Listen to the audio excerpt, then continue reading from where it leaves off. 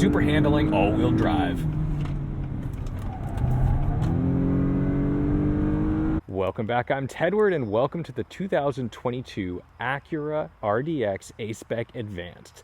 It's got a 4-cylinder turbo making 272 horsepower and 280 pound-feet of torque. It's got super handling all-wheel drive. It has so many features inside that'll make your head spin, but most notably, it has an incredible sound system with 16 speakers, and this will probably become the best sound system you own unless you're actually an audiophile. Although this RDX body style has been out for a couple of years, Honda and Acura is really good about making incremental changes throughout the life cycle of a product. So that means for 2022, you're getting an adaptive suspension that is actually improved over 2021. So this is going to be softer in comfort mode, and it's going to be more aggressive in sport mode. This one's outfitted in Apex Blue. It's fitted with the 20-inch wheels. It's a 255 section front and rear, so that's great because you'll be able to rotate these tires to improve the life of it. And because it's got the super handling all-wheel drive that can send power to the rear, but more importantly, side to side with torque vectoring left and right, that's why you might be rotating them a little more often if you've got an eager right foot. Inside, because we've got the orchid leather, this one's fairly loaded and it comes in at about just a hair under $53,000. It's gorgeous and I love the leather. And then the suede inserts. The suede inserts are more than just a beautiful touch. They actually kind of lock you into the seat a bit, because when you do have just leather seats, I find that sometimes you don't Velcro in, right? When you've got a nice cloth seat, you feel like you've got support just because of the friction caused by that material. So these suede inserts actually go a long way. Back here, because we've got the advanced package, we've got heated rear seats, and of course, plenty of chargers. I like that Honda and Acura is always thinking of their passengers and charging their devices. No surprises back here, just loads of storage space, and of course, you can knock those rear seats down. Now, if you notice, this deck is up a bit high, and that is because they've given you some cubbies. Now, I love a cubby in a hatchback because when you just put your stuff here, it just flails around. Sometimes you just have like, some bottles of water or whatever. It's nice to throw this back here and not just rely on a cargo net to do all the work. And more here, and then in there, of course, you get your tire inflation kit. Also note that with this package, you can lock and unlock your doors from the front and the rear with just your hand. That's nice. I love comfort access, or at least that's how I know it, because I was introduced to that in my BMW M3. So before we get into this interior, let's take a look under the hood. Now, I know the car is covered in pollen. It's Juneau, New England. It's the best we can do. But under here, you've got your K20, very simple power plant. It does the job, and it is loaded with torque. So please don't underestimate this just because it's a 4-banger. It's pretty solid, and it's mated to a 10-speed automatic transmission, which does an incredible job of keeping it in the power band. So let's jump in and go for a ride. The first thing you notice when you get in here is this gorgeous steering wheel with the leather wrapped. It's heated, of course, and the front seats, we get cooled and heated front seats. I love a cooled front seat. That's the way to go. And then we've got this nice cavernous area down here, and in a lot of cars, this little cavern is unusable. They do a very bad job of making it functional, but here I find it really nice. It's the right height. It gives you just what you want, and it's functional because your transmission controls are up here. So then I can do my wireless charging on my iPhone while Apple CarPlay connects to it. To start it, we've got the key in a pocket,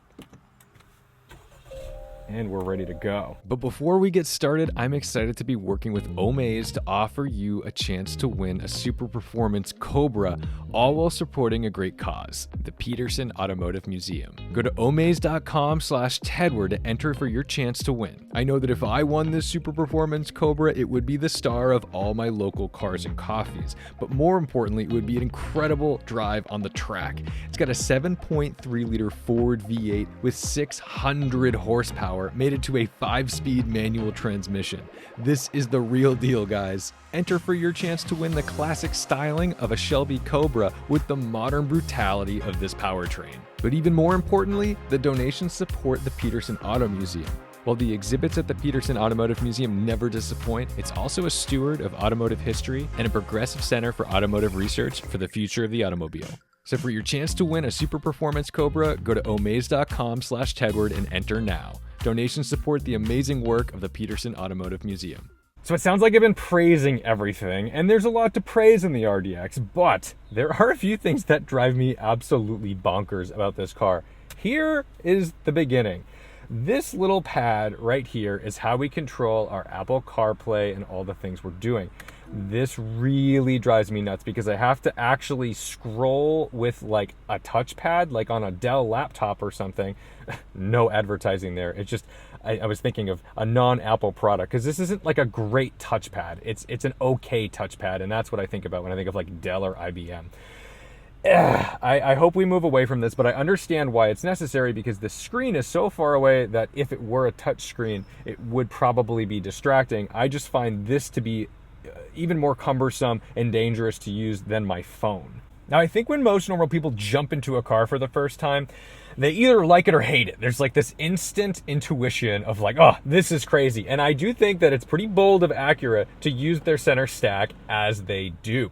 This transmission control is what you find in the NSX, the new NSX. And I think it's fun. I think it's interesting. But at the same time, I do have to look at it. I'm you know, with a typical lever, you don't have to look down to know you've clicked from reverse to drive. With this, I do need to look and say, okay, yes, I'm in drive. Yes, I'm in reverse. Yes, I'm in park. But we do have a nice top-down view with a reasonable rear view camera, making it nice and safe to reverse at your leisure into drive, and we're off. Let's go drive the dang thing because that's what it's all about. I just feel like when you're getting into these like family vehicles, there's so many factors that actually matter. Whereas in a sports car, it's like the driving experience is the only thing that actually matters. In these cars, it's so much more nuanced. All right, there's a giant Acura eating hole. We're not gonna blow a tire on this one. We'll use our dynamic mode control to go into sport mode. And I'm gonna show you how this thing gets off the line.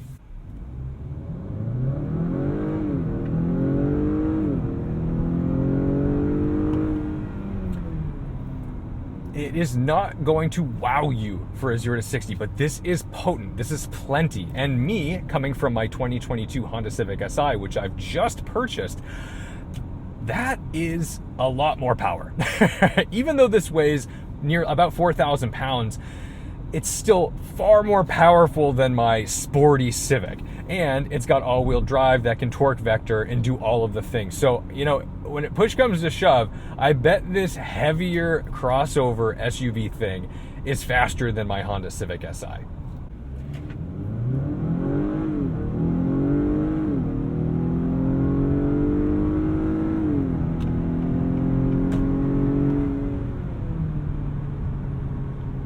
Let's jump on the highway.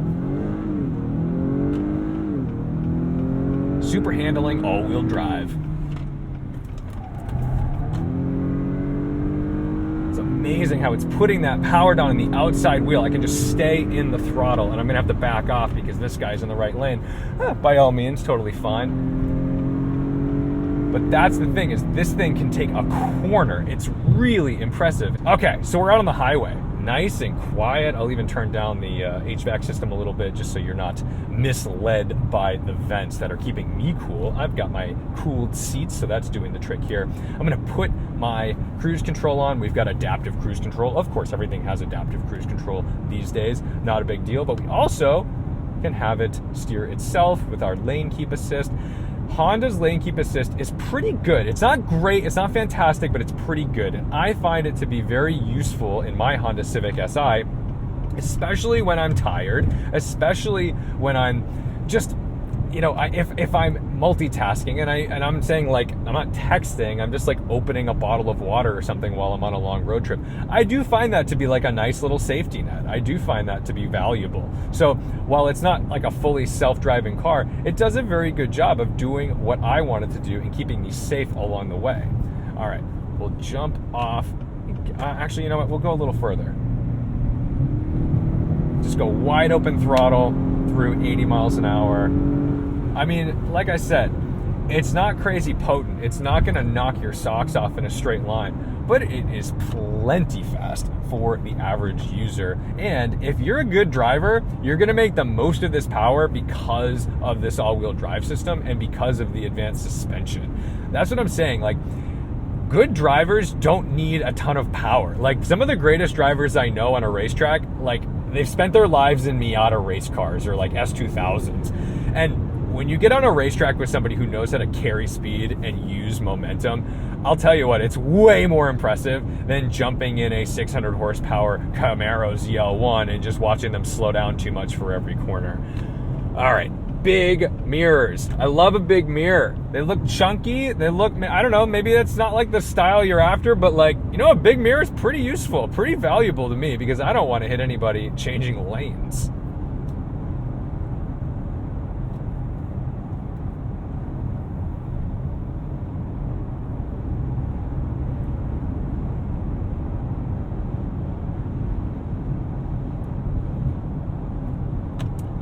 Jump over here, basically off throttle. Oh, what a cool shot it would have been if we were able to get right behind this guy. Always fun to watch a big truck drive backwards.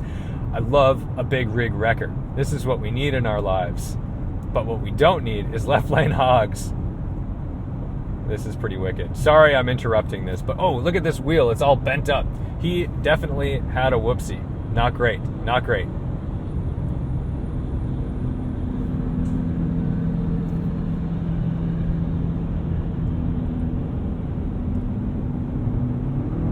Got enough power to get into it, make the pass, and get back over for our exit. Thank you. See, that's the thing. I don't have to like plan my passes too much. It's just enough power where I'm really confident in what I need from this vehicle, and it's great. Put it back in sport mode. We'll jump off the highway into these brakes. It's amazing how you can just put power down in this thing. I mean, it really allows you to just keep the power on, which is just not what I was expecting. Let's see how this thing puts the power down in a corner. Oh.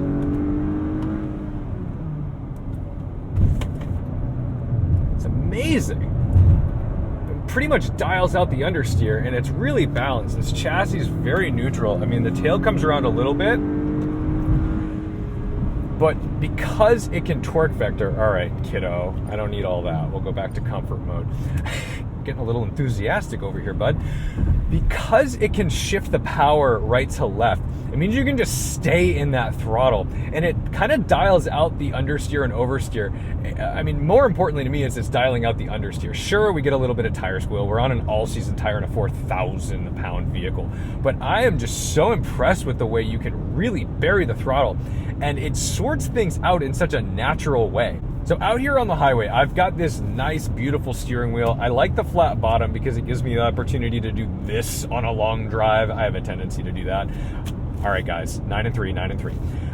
There's, just like the NSX, there's like a divot back here. There's a place for your fingertips to kind of wrap around. And I thought that was so trick on the NSX. And it's really neat that I'm getting a similar vibe on an RDX. I mean, this is like a normal person's car. And I'm getting inspiration from the NSX, from the gear selector, and from the steering wheel.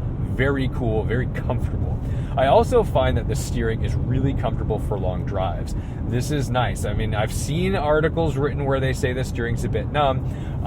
And sure, I think it's a little light. It might not have exactly the feedback that you're looking for, but it's not detrimental. I'm not lost in it. And on a long drive, I am really cozy. I'm comfortable. That car, I'm gonna poo-poo on the Subaru a little bit.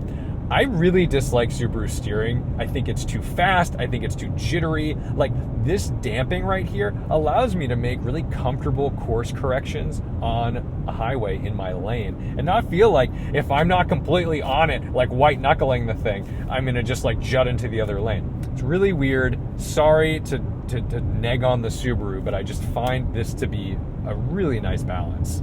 So that's the Acura RDX A-Spec Advanced. Look at this bus. Look at that body roll. That's the stuff we appreciate. A commercial driver who can tuck a bus into a corner.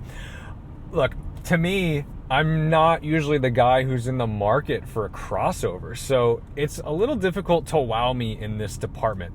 But while I'm not overwhelmed by the power, I am really happy with the way this all-wheel drive system behaves and the way it puts down this power. The amount of throttle you can use in scenarios which just seem impossible, improbable in a car like this, like in a normal person's car. And at a price point that's today pretty reasonable. I mean, $53,000 is not a small sum of money, but geez, it feels like if you want a RAV4 Prime, you're in that realm, and maybe you're not looking for that plug-in hybrid thing and you want something that handles a little better.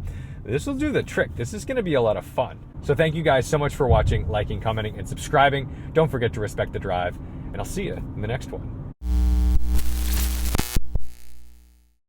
I'm pretty psyched on Acura right now. I think their lineup is really coming into its own. They're starting to figure it out. Like, Acura had some weird years. The glory days back in the 90s when we had an Integra and a Legend and all those fun, quirky cars that were out there really to just battle Germany. They sort of like drifted away. They kind of just became like Hondas with standard leather and things like that. And that's just not what they are. And I think now we are starting to get back to an Acura that will be more recognizable to those who owned like true Acuras of the past. I'm pretty excited, and even the design language is starting to come together in a way that is really cohesive. And now it's very easy to identify these cars on the road because they all have a similar presence.